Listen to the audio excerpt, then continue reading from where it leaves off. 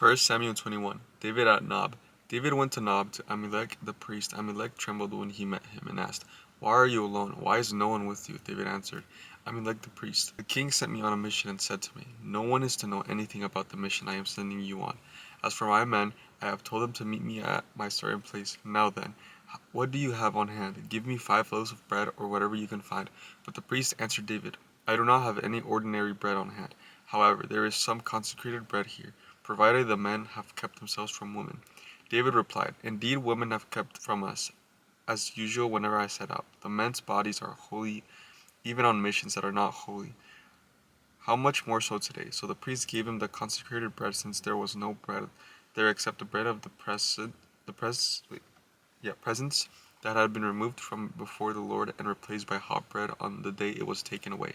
Now one of Saul's servants was there that day, detained before the Lord. He was Doeg the Edomite, Saul's chief shepherd. David asked Ahimelech, "Don't you have a spear or sword here?" "I haven't brought my sword or any other weapon, because the king's mission was urgent."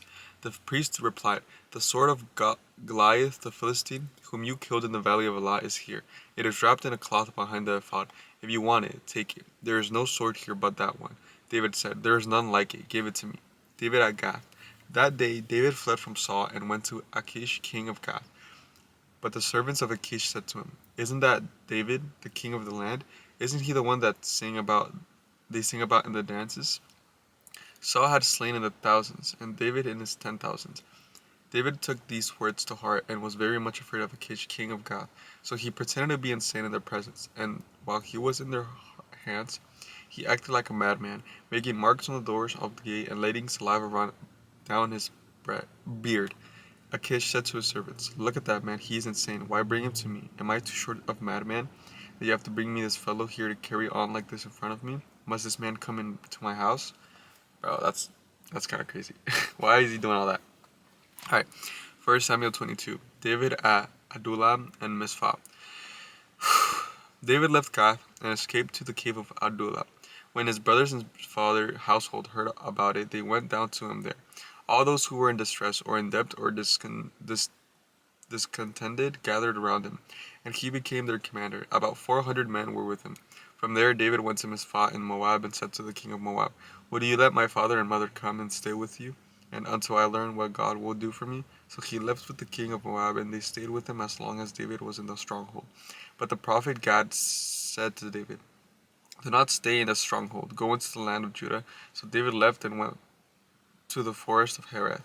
Saul kills the priest of Nob. Then now Saul heard that David and his men had been discovered, and Saul was seated, spear in hand, under the tamarisk tree on the hill Gibeah, with his officials standing at his side. He said to them, "Listen, men of Benjamin, will the son of Jesse give all you the fields and vineyards? Will he make all of you commanders of 1,000 and commanders of hundreds? Is that why you have all considered against me? No one tells me why my son makes a covenant with the son of Jesse. None of you is concerned about me or tells me that my son has incited my servant to lie in wait for me, as he does today." But Doeg, the Edomite, who was standing in the Saul's officials, said, "I saw that son of Jesse come to Ahimelech, son of Ahitub, at Nob. Ahimelech inquired of the Lord for him. He also gave him provisions and the sword of Goliath the Philistines."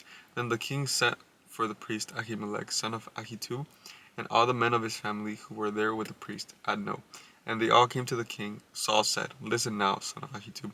"Yes, my lord," he answered. Saul said to him, "Why have you conspired against me, you and the son of Jesse, giving him bread and a sword, inquiring of God for him, so that he has rebelled against me and lies in wait for me, as he does today?"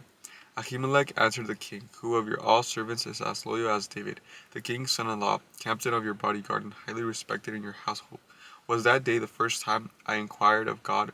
Of course not. Let the king accuse your servant or any of his father's family, for your servant knows nothing at all about his whole affair." But the king said, "You will surely die, Ahimelech, and you and your whole family." Then the king ordered the guards at your side, "Turn and kill the priests of the Lord, because they have too sided with David. They knew he was fleeing, yet they did not tell me." But the king's officials were unwilling to raise a hand to strike the priests of the Lord. The king then ordered Doeg, "Your turn will strike down the priests." So Doeg the Edomite turned and struck them down. That day he killed 85 men who wore the line and ephod.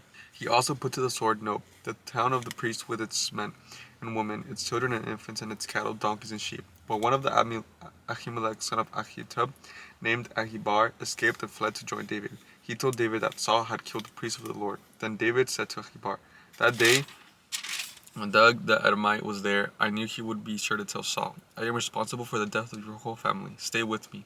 Don't be afraid. The man who wants to kill you is trying to kill me too. You will be safe with me.'" Alright guys, I'll catch you guys tomorrow.